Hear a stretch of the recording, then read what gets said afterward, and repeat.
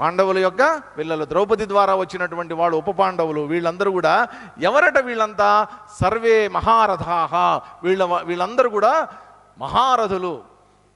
ఆ రోజుల్లో ఏంటంటేనండి రకరకాలైనటువంటి పదవులు ఉంటాయి, సైన్యంలో కూడా పదవులు ఉంటాయి అన్నమాట. మనం కూడా ఉంటాయి, మనకేవో కల్నలు, లెఫ్టినెంట్ కల్నలు, ఏవో రకరకాలు ఉంటాయి కదా, గ్రేడ్స్, కెప్టెన్, ఇట్లాంటి లాన్స్ నాయక్, ఇటువంటివన్నీ ఉంటాయి, గ్రేడ్స్ ఉంటాయి. దాంట్లో కూడా ఏంటంటే రథులు, మహారథులు, అర్ధరథికులు, ఇట్లా రకరకాలు ఉంటాయి. అక్షౌహిణులు, దానికి ఒక క్యాలిక్యులేషన్. ఒక అక్షౌహిణి అంటే ఇంతమంది దాంట్లో రథికులు ఉండాలి, ఇన్ని ఏనుగులు ఉండాలి, ఇన్ని గుర్రాలు ఉండాలి, ఇంతమంది పదాతి దళం ఉండాలి, ఒక క్యాలిక్యులేషన్ ఉంటుంది. అలాగా ఈ రథులు, అర్ధరథులు, మహారథులు ఇదంతా ఏంటంటే వాళ్ళకు ఉండేటటువంటి శక్తుల్ని బట్టి ఈ డిజిగ్నేషన్స్ ఇస్తారనమాట. వీళ్ళందరూ ఎవరయ్యా? ఇప్పటిదాకా నేను చెప్పినటువంటి ఈ పేర్లు కలిగినటువంటి వాళ్ళందరూ కూడా సర్వే మహారథాహ, గొప్ప గొప్ప రథాలని అధిరోహించినటువంటి వాళ్ళు, గొప్ప గొప్ప సైన్యాన్ని వీళ్ళందరూ కూడా లీడ్ చేసి ముందుకు తీసుకెళ్తున్నటువంటి వాళ్ళు. ఇక ఆ రణరంగం ఎలా ఉంటుందో ఒక్కసారి ఊహించుకోండి. ఎన్ని లక్షల మంది అక్కడ చేరి ఆ శమంత పంచకంలో అత్యంత శాంతిపూర్వకంగా ఉండేటటువంటి ఆ శమంత పంచకంలో ఈ కురువంశస్థులందరూ కలిసి యుద్ధం చేయడానికి వచ్చారు. కాబట్టి ఆ కురుక్షేత్రంలో భయానకమైనటువంటి యుద్ధరంగం అది. దాంట్లో ఇది అర్జునుడు, ఈ దుర్యోధనుడు ఇప్పటిదాకా చేసిన ఘనకార్యం ఏంటరా అంటే పాండవులలో ఉండేటటువంటి గొప్ప గొప్ప సైనికుల పేర్లు అందరూ చెప్పారు. చెప్పిన తర్వాత మళ్ళా తనకే ఒక డౌట్ వచ్చింది. ఇదేంటి, నేను పాండవుల పేర్లు చెప్తున్నాను ఏంటి ఎంతసేపు, మన పేర్లు మనం చెప్పుకోవద్దా అనుకున్నాడేమో.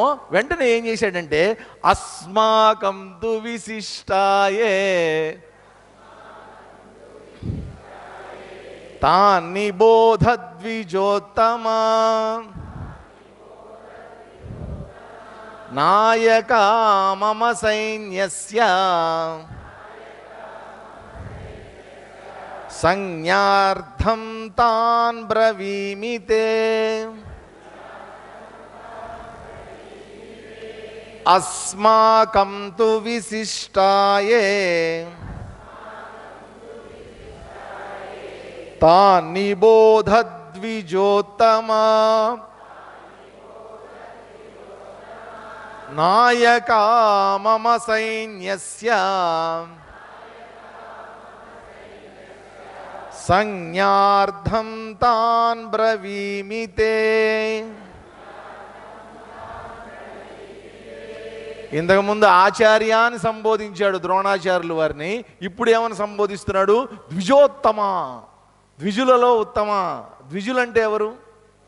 బ్రాహ్మణులు. ఎందుకు ద్విజులయ్యారు?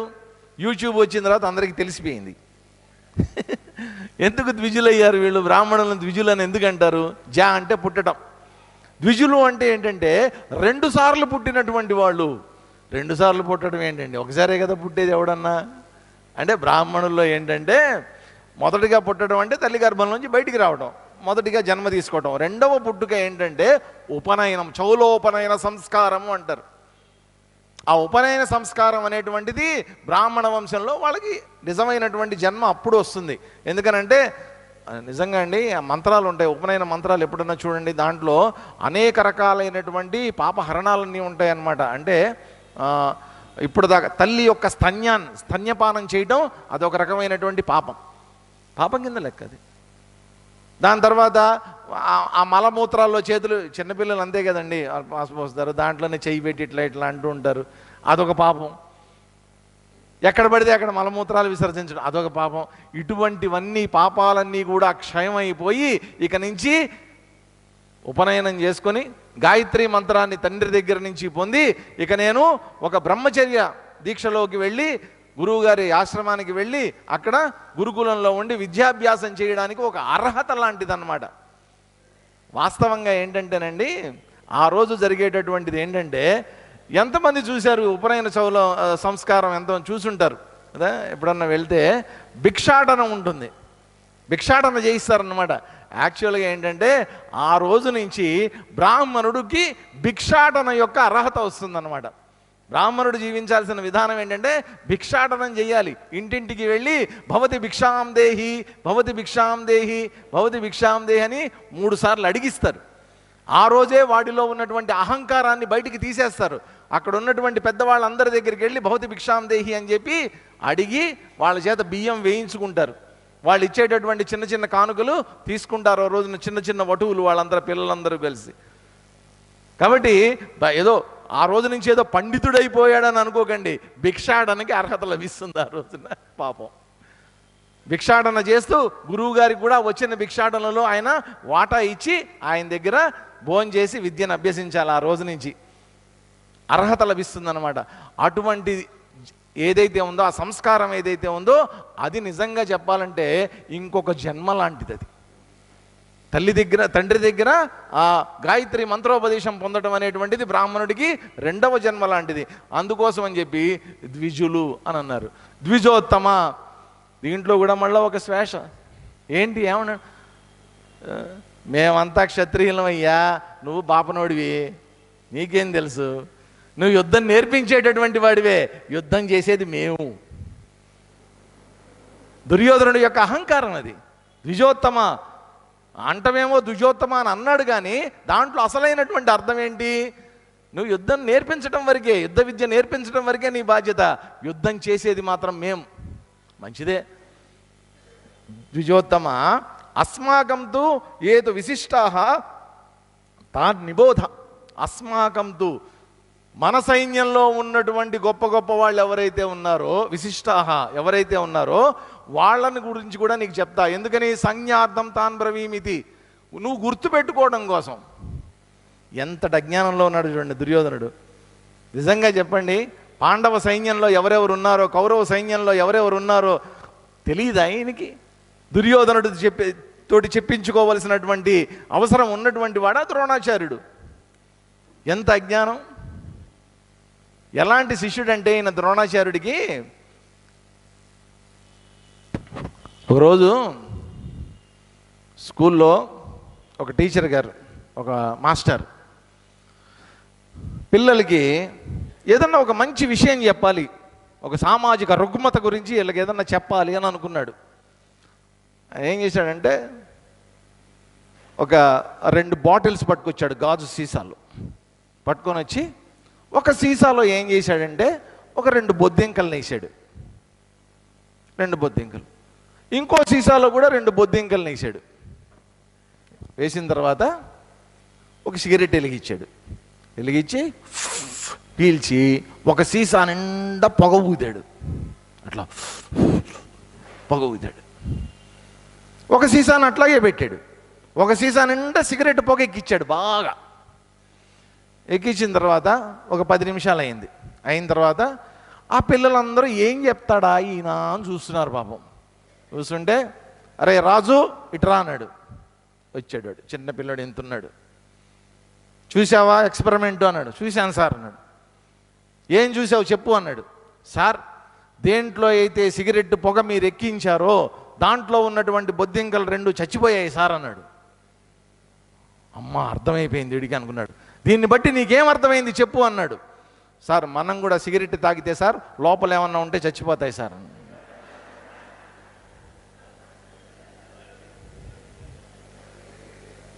ఆపరేషన్ సక్సెస్, పేషెంట్ పాప ఆయన చెప్పదలుచుకుంది ఏంటి, వీడికి అర్థమైంది ఏంటి? ఆయన చెప్పదలుచుకుంది ఏంటి, అరే సిగరెట్ తాగితే అట్లాగే మన పరిస్థితి కూడా అట్లాగే అవుతుందిరా అన్నాడు. వీడికి అర్థమైంది ఏంటి, సిగరెట్ తాగితే మనకు కూడా లోపల ఏమనంటే పురుగు పుట్ర ఏమనంటే చచ్చిపోతాయి. అది అర్థమైంది వీడికి. దుర్యోధనుడు కూడా అలాంటి శిష్యుడే. వీడికి అర్థమైంది వేరే, పాప ఆయన నేర్పించింది వేరు. వాళ్ళ గురువులు, వాళ్ళ వంశస్థులు వాళ్ళకి నేర్పించింది ఒకటైతే వీడికి అర్థమైంది వేరే. ఇక్కడ ద్విజోత్తమ పిచ్చి పిచ్చి మాటలన్నీ మాట్లాడతాడన్ని మాట్లాడి మన నీకోసం, నీ గుర్తుండడం కోసం అని చెప్పి మన సైన్యంలో కూడా ఎవరున్నారో చెప్తున్నాను, ఒకసారి రాసుకో. ఎవరెవరు ఉన్నారట చెప్తున్నాడు. ఎవరున్నారో తెలియదు అక్కడ.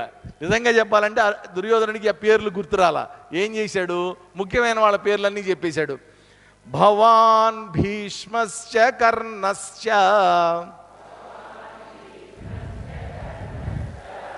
కృపశ్చ సమితింజయః అశ్వత్థామా వికర్ణశ్చ అశ్వత్థామ కాదండి, అశ్వత్థామ. అశ్వత్థామా వికర్ణశ్చ సౌమదస్తిస్తథైవ చ భవాన్ భీష్మశ్చ కర్ణశ్చ కృపశ్చ సమితింజయః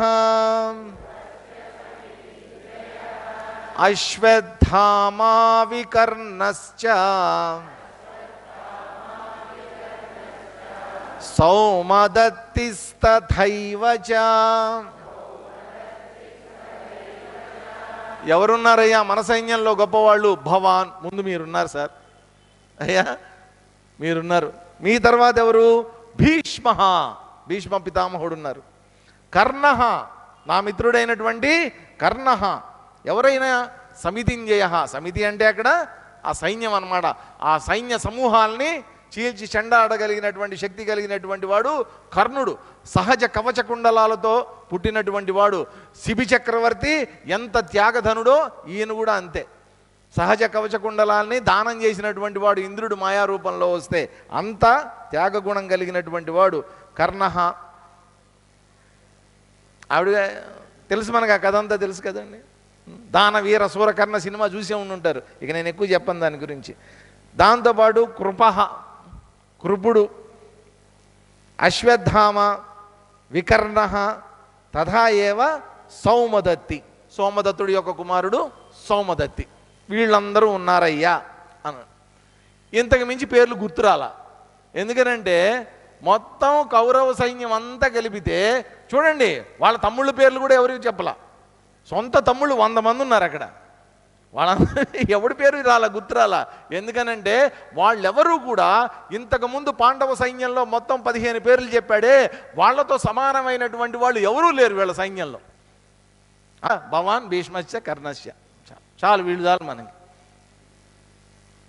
కృపశ్చ సమితింజయ, ఓ 4-5 పేర్లు చెప్పారు. చెప్పి ఏం చేశాడు, వెంటనే మాట మార్చేశాడు అనమాట. మాట మార్చేసి అన్యే చ బహవః శూరాః మదర్థే త్యక్త జీవితాః నానా శస్త్ర ప్రహరణాః సర్వే యుద్ధ విశారదాః అన్యే చ బహవః శూరాః మదర్థే త్యక్త జీవితాః నానా శస్త్ర ప్రహరణాః సర్వే యుద్ధ విశారదాః. ఇంతమంది పేర్లు నాకు గుర్తు రావట్లేదు, కానీ మిగతా వాళ్ళందరూ ఎవర్రా అంటే అన్యేచ బహవః శూరాః. ఇంకా చాలామంది ఉన్నారులే, అన్యేచ చాలామంది ఉన్నారు. మదర్థే త్యక్త జీవితాః, వాళ్ళందరూ కూడా యుద్ధానికి వచ్చారు. అయితే ఎలా వచ్చారు వాళ్ళందరూ? మదర్థే, నా కోసం అని చెప్పి త్యక్త జీవితాః, వాళ్ళ జీవితాన్ని పణంగా పెట్టి వచ్చారు ఇక్కడికి అని చెప్పి. నానా శస్త్ర ప్రహరణాః, అనేక రకాలైనటువంటి శస్త్రాలు ప్రహరణాః ధరించి ఉన్నటువంటి వాళ్ళు వాళ్ళందరూ కూడా. సర్వే యుద్ధ విశారదాః, వాళ్ళందరూ మామూలైనటువంటి వాళ్ళు కాదు, యుద్ధ విశారదులు. వాళ్ళంతా యుద్ధంలో ప్రావీణ్యం సంపాదించినటువంటి వాళ్ళు. అటువంటి వాళ్ళందరూ ఇంకా చాలామంది ఉన్నారయ్యా మన వైపు. వాళ్ళందరూ పేర్లు చెప్పి అనవసరంగా టైం వేస్ట్ చేయదలుచుకోలేదు, ఇదిగో ఉన్నవాళ్ళు వీళ్ళు అని చెప్పేశాడు. అయితే ఇక్కడ ఒక చిన్న విషయాన్ని చెప్పాడు. ఏమన్నాడంటే మదర్థే త్యక్త జీవితాః, నా కోసం అని చెప్పి వాళ్ళందరూ కూడా జీవితాన్ని వదిలిపెట్టి వచ్చారు అని చెప్తున్నాడు. దాని అర్థం ఏంటి? జీవితాల్ని మీద ఆశలు వదులుకొని వచ్చారు వీళ్ళంతా అని చెప్పడం. దాని అర్థం ఏంటి? వీళ్ళందరూ ఎలాగో చస్తారు, వీళ్ళందరూ ఆల్రెడీ చచ్చిపోయే ఇక్కడికి వచ్చారు, మన వైపు యుద్ధం చేస్తున్నామంటేనే దాని అర్థం ఏంటంటే వాళ్ళు చావుకి సిద్ధపడి వచ్చారు అని అర్థం. కాకపోతే ఇక్కడ జరుగుతున్నటువంటిదంతా ఏంటంటే, జరుగుతున్నటువంటిదంతా కురువంశస్థులే. వీళ్ళు కురువంశమే, వాళ్ళు కురువంశమే, వీళ్ళంతా కొట్టుకుంటున్నారు, బాగానే ఉంది. అయితే ఇక్కడ ఒక పక్కనేమో నారాయణ సైన్యం అంతా కూడా ఇచ్చేశాడు, ఎవరు? శ్రీకృష్ణ పరమాత్మ. అయితే అనేక మంది యాదవ సైన్యం ఏదైతే ఉందో శ్రీకృష్ణ పరమాత్మ వెంట వచ్చినటువంటి వాళ్ళందరూ కూడా పాండవుల వైపే ఉన్నారు. వాళ్ళకి నాయకత్వం వహిస్తున్నటువంటి వాడు ఇంతకుముందు మనకు చెప్పారు కదా, ఎవరు? సాత్యకి. తను సారథ్యం వహిస్తున్నాడు. వీళ్ళందరూ ఎలాంటి వాళ్ళంటే, వాస్తవంగా ఏంటంటే సాత్యకి ఎవరంటే శ్రీకృష్ణ పరమాత్మ అర్జునుడి యొక్క శిష్యుడు. అర్జునుడు ద్రోణాచార్యుల వారికి శిష్యుడు అని మనకి తెలుసు. అర్జునుడి కూడా ఒక శిష్యుడు ఉన్నాడు. ఆయన ఎవరు అంటే సాత్యకి. అతను ఎంత సమానుడంటే, అతను అర్జునుడితో సమానంగా బాణాలు వేయగలిగినటువంటి, అర్జునుడితో సమానమైనటువంటి విలువిద్యా సంపన్నుడు ఆయన. కాకపోతే అర్జునుడికి సాత్యకి ఒకటే తేడా. ఏంట్రా తేడా అంటే, అర్జునుడు సవ్యసాచి. సవ్యసాచి అంటే ఏంటి? 2 చేతులతోటి బాణాలు వేయగలిగినటువంటి వాడు. కానీ పాపం సాత్యకి కుడి చేతితో మాత్రమే బాణం వేయగలిగినటువంటి వాడు. కానీ యుద్ధ ప్రావీణ్యతలో మాత్రం అర్జునుడితోటి సమానమైనటువంటి వాడు. అందుకనే వాళ్ళందరినీ ఏమని సంబోధించాడు? సర్వే మహారథాహ అన్నాడు. ఇక్కడ మాత్రం వీళ్ళు ఏమన్నాడు? సర్వే యుద్ధ విశారదాహ. వీళ్ళు కూడా బాగా యుద్ధంలో నేర్పర్లే వీళ్ళంతా. వీళ్ళు కూడా మన పక్షంలో ఉన్నారు. ఎవరు? మీరు, భీష్ముడు, వీళ్ళు అందరూ ఉన్నారు. సర్వే శస్త్రప్రహరణాహ. 2 ఉంటాయండి యుద్ధంలో. పూర్వకాలం 2 ఉపయోగించేవాళ్ళు. ఒకటి అస్త్రము, రెండవది శస్త్రము. అస్త్రాలు అంటే ఏంటంటే ఆయుధాలు, చేతులతో వాడేటటువంటివి. గద, ధనుస్సు, కత్తి, ఇవన్నీ ఉంటాయి కదా. ఇవి పట్టుకుని యుద్ధాలు చేయడం, వేయటం, ఇవన్నీ ఉంటాయి. ఆయుధాలు ఉపయోగిస్తారు, అస్త్రాలు. రెండవది శస్త్రాలు అని అన్నారు. అస్త్రశస్త్రాలండి అంటారు. శస్త్రాలు అంటే ఏంటంటే శాస్త్రం నుంచి వచ్చినటువంటివి శస్త్రాలు. దానికి ఒక ఆయుధం అనేటువంటిది ఏమక్కర్లా, ఏముండదు. అంత మంత్రంతో ఉండేటటువంటిది అన్నమాట. ఒక గడ్డిపోచ తీసి ఇట్లా అనుకుని మంత్రం ఉంటుంది దానికి. ఆ మంత్రం ఇట్లా చదివి బ్రహ్మాస్త్రంతో సమానం అది. ఆ గడ్డిపోచ బ్రహ్మాస్త్రంగా మారిపోతుంది. అయితే ఆ శస్త్రాలన్నీ పూర్వకాలం ఎలా సంపాదించేవాళ్ళంటే, అవి ఏదో యుద్ధ విద్యల్లో నేర్చుకుంటే వచ్చేటటువంటివి కావండి అవన్నీ. వాళ్ళంతా తపస్సులు చేసి, సాధన చేసి ఆ శక్తుల్ని సంపాదించేవాళ్ళు. ఒక సాధారణమైనటువంటి బాణాన్ని కూడా వాళ్ళు ఆ మంత్రపఠనం చేసి వదిలితే అది ఆగ్నేయాస్త్రంగా వెళుతుంది, వాయవ్యాస్త్రంగా వెళుతుంది, నాగాస్త్రంగా వెళుతుంది. అటువంటి అస్త్రాలు, శస్త్రాలు అన్నీ వాటి ఇన్స్పిరేషనే ఈ రోజుల్లో మనం చూసాం. మన భారత సైన్యం తయారు చేసినటువంటి మిసైల్స్, వాటి పేర్లు విన్నారా ఎప్పుడన్నా? బ్రహ్మోస్. పాకిస్తాన్లోకి వెళ్ళి 10 స్థావరాల్ని కరెక్ట్గా 32 సెకండ్లలో కొట్టొచ్చారు మనోళ్ళు. 32 సెకండ్లు. బ్రహ్మోస్, దాని పేరు బ్రహ్మాస్త్రం నుంచి వచ్చినటువంటి పేరు బ్రహ్మోస్. పినాక. పినాక అంటే ఏంటో తెలుసా? పినాకము అంటే శివుడి చేతిలో ఉండే త్రిశూలం.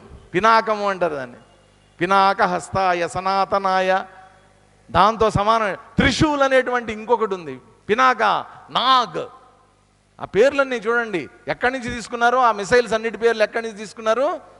మన మహాభారతంలోంచి, మన శాస్త్రాల్లోంచి తీసుకున్నటువంటి గొప్ప గొప్ప అస్త్రశస్త్రాల పేర్లు అవన్నీ కూడా. అటువంటి అస్త్రశస్త్రాలని వినియోగించగలిగినటువంటి వాళ్ళు ఇటు కౌరవ సైన్యంలో ఉన్నారు, ఇటు పాండవ సైన్యంలో ఉన్నారు. వీళ్ళందరూ యుద్ధం చేయడానికి ఆ కురుక్షేత్రంలో వచ్చి కూర్చున్నారు. ఇప్పుడు వాళ్ళందరి పేర్లు చదివిన తర్వాత ఇదంతా కూడా ఎవరు చెప్పారు మనకి? ఈ టచ్ ఉన్నటువంటి వాళ్ళకి మాత్రం, కథలతో టచ్ ఉన్నటువంటి వాళ్ళకి ఈ పేర్లు తెలుస్తాయి. లేకపోతే దుర్యోధనుడు చెప్తే తప్ప మనకి ఈ పేర్లు పెద్దగా పరిచయం లేదు. ఒక మంచి పని చేశాడు దుర్యోధనుడు, ఈ పేర్లన్నీ చెప్పి వాళ్ళ గురించి కాసేపు చర్చించుకోవడానికి అవకాశం ఇచ్చాడు ఆయన. కాబట్టి తర్వాత జరిగింది ఏంటి, తర్వాత దుర్యోధనుడు ఏం చేశాడు అనేటువంటిది రేపు చూద్దాం దాని సంగతి. ఈ రోజుకి మనం ఇక్కడ ఆపి స్వామి